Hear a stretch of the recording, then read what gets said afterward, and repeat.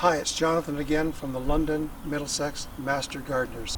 There are some important trimming and maintaining rules that we're going to cover today. And there are specific tools that I use to do those styling aspects. One is this little tool here, which is a leaf pruner.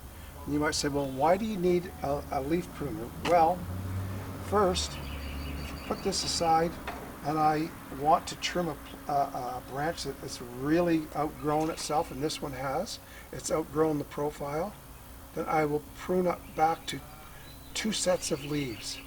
Then, if I want to have a branch that comes out this way, I will prune the leaf off, but leave just a little part of that stem, because at the very root of this leaf is a bud.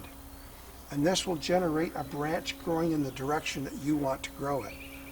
So there's a profile. You have to determine what your profile, what your design of your tree is going to look like.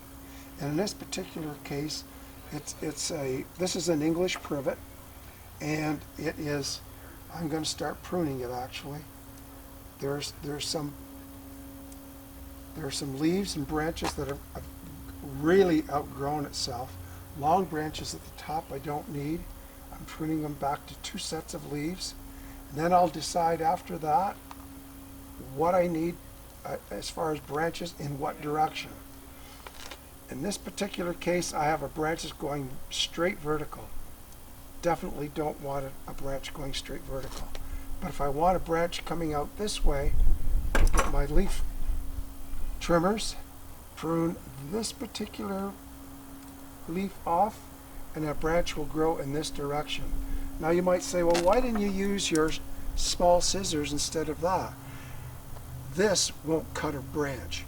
This, if you can't see good like I can't, will trim the whole branch off, and then you've got to start rethinking the design of your tree. So this becomes the fun part, the design of your tree, the profile of your tree, because remember, horticultural work of art never stops growing.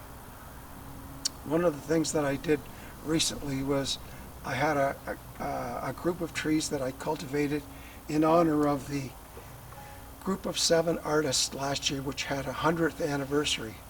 And in that, what happened was we took all of these trees and designed them so that they were similar to what the group of 7 did in their paintings.